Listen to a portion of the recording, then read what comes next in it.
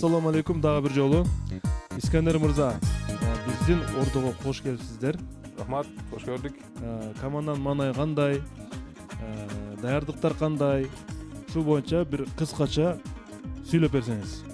Команданын маанайы ойлойм жакшы. Башта бир аз толкундатабыз. Неге дегенде биз көбү жолу спорттук иш-чараларга катышып, биринчи жолу мындай бир интеллектуалдык программага катышып жүрөбүз. Андан сырткары биз маанайыбыз бул жыл 2019 жылы жакшы. Неге дегенде биз быйыл Кыргызстандын биринчи лигасынын чемпиону болгонбуз. Ойлойбуз Билерман Ордондагы премьер лигасы же буши лигада биз насип этсе, акылыбыз жетсе бир чемпион болот деген ниеттерибиз бар. Командабызда эми көбүнчө караганда бөлүмүндай баскетбол спортунун ветерандары. Менин кабарым бар, бул Номад баскетбол клубу республика боюнча биринчиликте чемпион болгондо бир кол чаап коелу.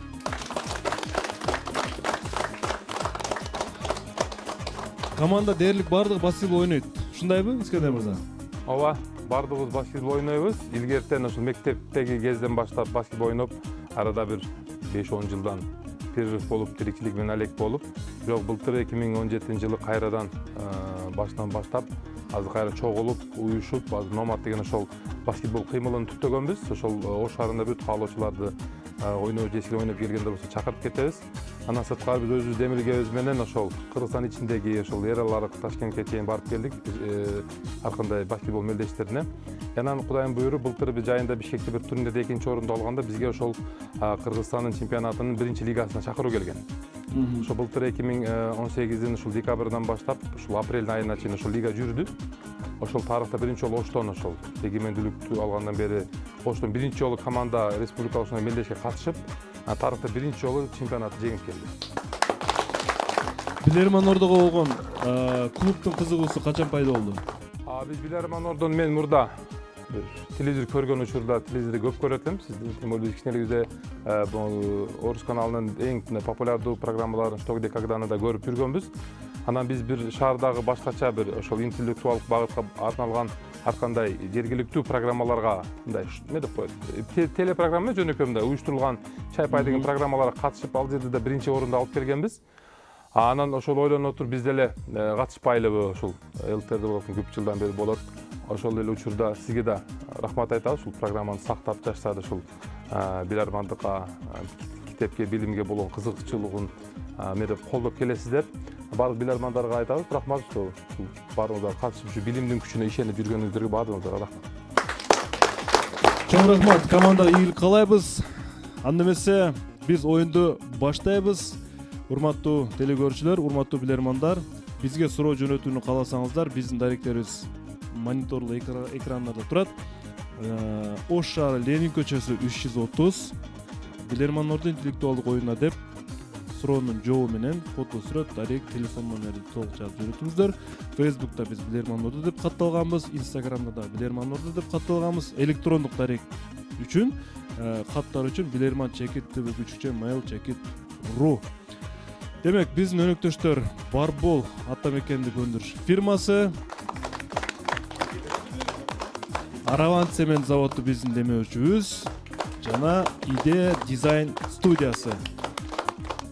Эсеп 0-0, биринчи раунд. Биринчи раунд.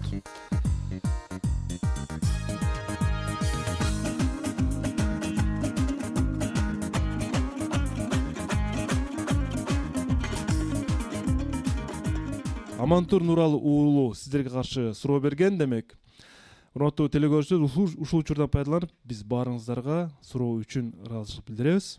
Анда эмесе мен биринчи раунддун суроосун окуймун. Урматтуу билермандар, тарыхта көчмөндөрдүн турмуш тиричилигинде бул буюм пайдалуу, өтө кымбат, зарыл буюмдардын катарында эсептелген жана адамдар аны ар дайым иштетип өзү менен кайда болсо дагы ала жүрүшкөн ушул нерсени. Көчмөндөр убагында кээ бир учурларда аны менен маскарапоздук да кылышкан.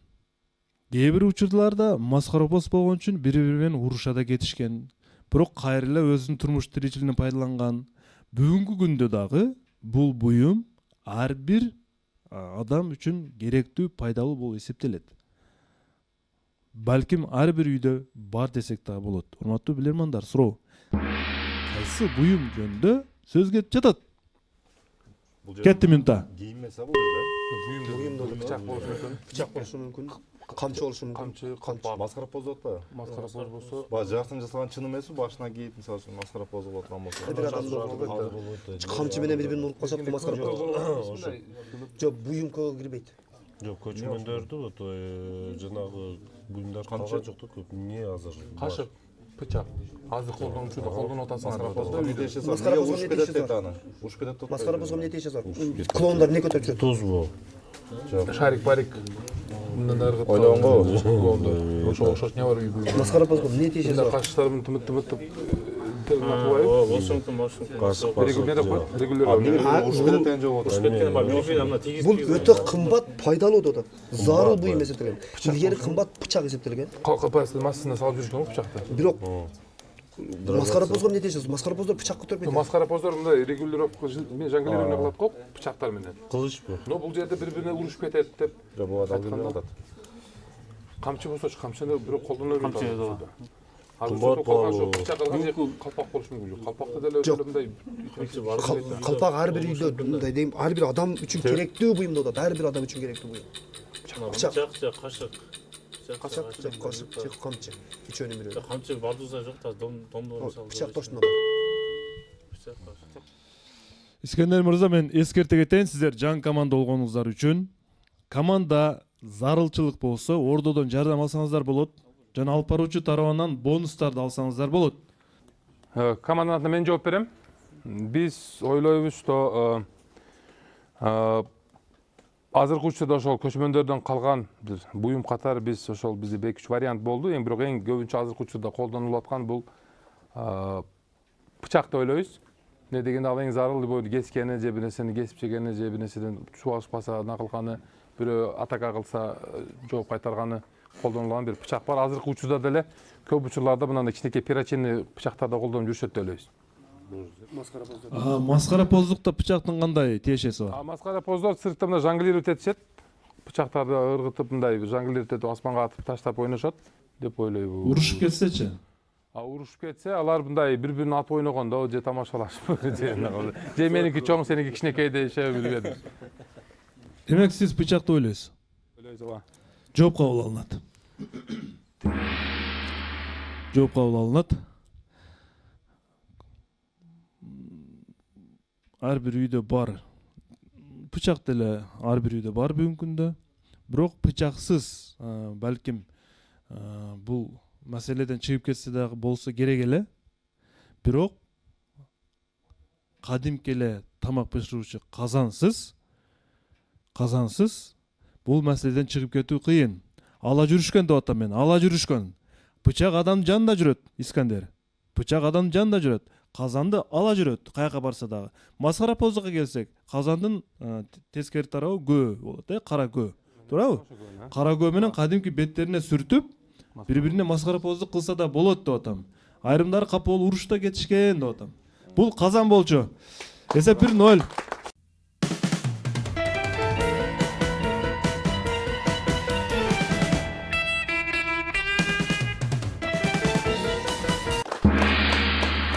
Эми азыр албетте көпчүлүк көп кабаттуу үйдө турабыз. Балким жаратылыш газы менен колдонуу үчүн да казандын арчагында кара көө жок. Ошон үчүн да биз элестете албай калышыбыз мүмкүн, бирок башка жерлерде бул бар эле билет. Бактыгүл Иманбекованын суроо. 17-18 кылымдарда Италияда элдердин арасында кандайдыр бир кырдаал себептүү көптөгөн китептер, картиналар жана башка ушул сыяктуу бир керектүү кымбат буюмдар дагы өрттөлүп кеткен. Өрттөөгө мажбур болушкан. Кайсы бир кырдаал себептүү Италияда коом арасында? Суроо, урматтуу билермандар.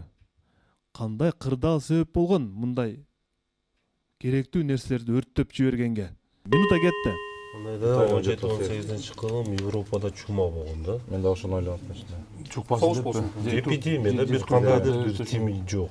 Бир кандайдыр эпидемия болгондо вирустары калбасын. Италияда китеп бар. Калган жугат. Калмаганы жугат. Мен жерде только китепти айтып атат. А может Bizde de kартинада кошулат. Менде бир вариант бар да. Баягы 17-18 кылымдарда буларда чиркөө эмеле имамдар башкарганда, а имамдар менен баягы билимдүүлөр эме душман болушкан. Мисалы математика, физиктер бири-бирин жактырышкан эмес. Ол 10-чу кылымдардан кийин болгон. 17-18де уже Үчүнчү версия бар да. университеттер ачылган. болсо Суук болуп кеткен дагы айласы өрттөшкөн. Италияда. кырдаал өтө Кырдаал, Италиядан сөз болду. Согуш болгондо. Италия динге байланыштуу болушу мүмкүн. Бирок мусулмандар Ватикан бар, башка бар. католиктер менен протестанттарды жынаабыз эмеспи? Бири-бири менен жанагы. Помощь залабыз бар. Ушул моментте алсак бар. Мен эмнегедир бир эпидемияга кары Мен суроо берип атканда эмнегедир чуманы ойлондум дароо элечи, чындап эле. Бирок картина дегенден оюм кайтты. Картина эмне бар? Картина китептер дегенде бул жерде Картиналар, китептер деп атат. инквизиция келгенде өрттөшкөн чындап. Значит, Ерес депчи, но ерес бул 11-12 кылымда болгон да. динге байланыштуу значит. Жаңы олтур тура турат. Иконалар дагы немелер болуп бар. Эпидемия вариант. Искендер мырза, Да, алар. ким жооп берет? Олматалыч биз залдын жардамын алсакпы деген мүмкүнчүлүктү колдонойн деп атабыз. Ордонун жардамыбы? Ооба. Урматтуу Ордо, 20 секунда убакыт берилет. Кетти. Кайсы бир согуш учурунда алар баалуулуктарыбызды башка душмандарыбыз алып кетпесин деп өрттөп жок кылып бериши. 17-18 согуш болду. Италияда Италияда согуш болгон 17-18. кылымдарда. 18-де Наполеон болгон, бажок баскан. Наполеон Наполеонго чейин болду. Эки жооп чыгып атат да. Наполеон 19-кылымда. А белки чумач?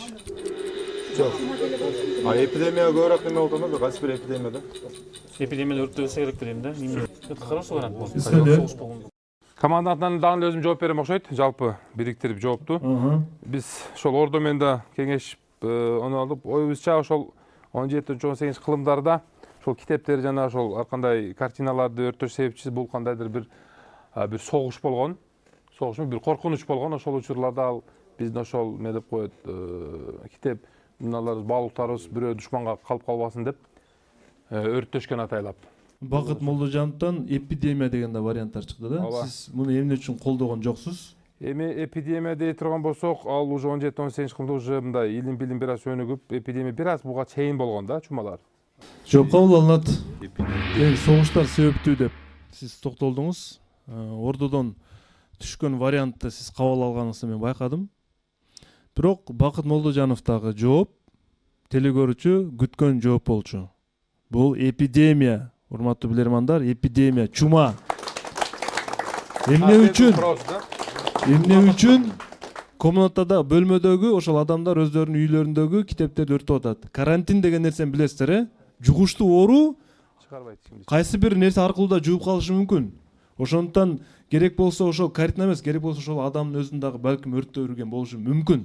Жугуштуу оору тарабасын деп. 3-раунд.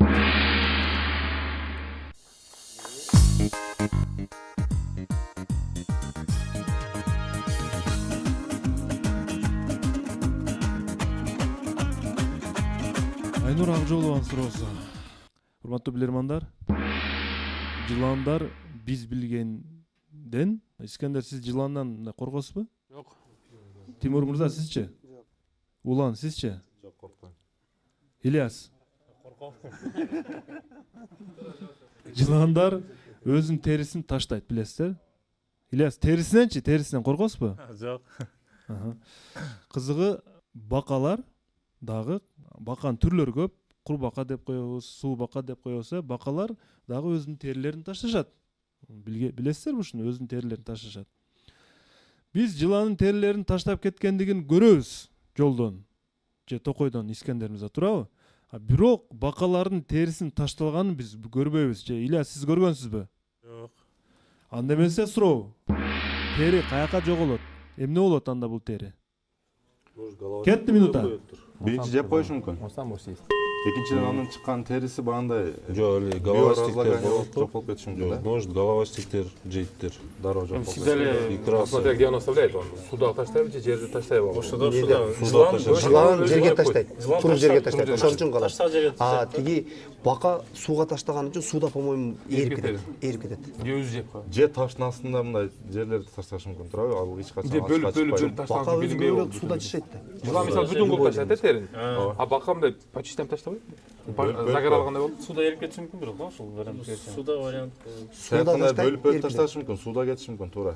Же бөлүп таштайт. Суда көбүрөөк бака суда Өзбекстанда эле көбүрөөк көрөт элек да. Ошондуктан суда таштайт. Бардык эле бакалар таштабайт да теринчи. Суда таштаса балыктар Биз эмнеге көрбөйбүз? Может, биз көрбөй турган бакалар ташайт. Же болсо биз Да, көрбөгөн. эмне варианттар бар? Мындай бар. Мен элестеп таштабайт да? Жок, Таштайт, таштайт. таштайт. Точно таштай турган. Сууга таштайт. Ошо сууга таштайт жакшыраак вариант окшоп койгон. Суда таштайт, суда жок болуп. Суда таштай алабы бирок аны? Ташайт. Искендер мырза, кандай чечимге келдиңиздер? Биз жооп беребиз. Команданын атынан Улан Алымканов жооп берсин. Улан мырза, Урматтуу алып баруучу, бизде бир нече пикир жаралды. Чындыгында баканын жана сыртында терисин таштаган элес буласа элестеп атам, бирок көбүнчө бизде ой келди сууда таштаса керек деп. Сууга таштаган учурда ал жерде башка балыктар же башкалар жеп кетиши мүмкүн. Анан калппыз, анда кайра баштапкы бир ойго келебиз. Эгер мүмкүн болсо, ал өзүнүн терисин жеп салат. кандай деп? Жеп коет өзү. Бакалар өздөрү жеп коет деп Ооба. ойлойсуз. Бул сиздин акыркы жооңуз, Ооба. Баштапкы ой ошол болчу. Жооп кабыл алынат. Мен туура жоопту айтам. Бакалар өздөрүнүн терисин өздөрү жеп коюшат экен. Жооп туура.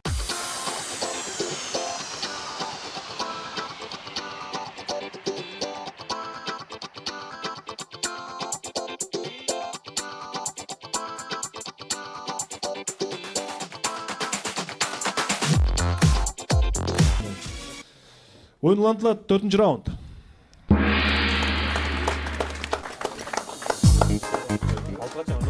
Төртүнчү раунд. Бул акыркы бүгүн ал ушу меселер ойнолор бүтөт. Нурлан уулу Нурилендин суроосун ойнотобуз азыр биз. Ош шаарынын тургуну Нурлан уулу Нурилендин суроосу келиптир. Суроого көңүл бурсаңыздар, монитордо кандайдыр бир көрүнүш турат да. Грузиялык тарых изилдөөчүлөр Европада жана дүйнө жүзүндө болуп өткөн орчундуу тарыхый окуяларды изилдеп олтуруп, ар кандай ушундай аларды мындай дизайнга түшүргөн да, ушундай абстрактуу дейбизби айтор. Сиздер көрүп турган бул көрүнүш кайсы тарыхый окуяны чагылдырат? Минута кетти. Версия ушундай болчу да.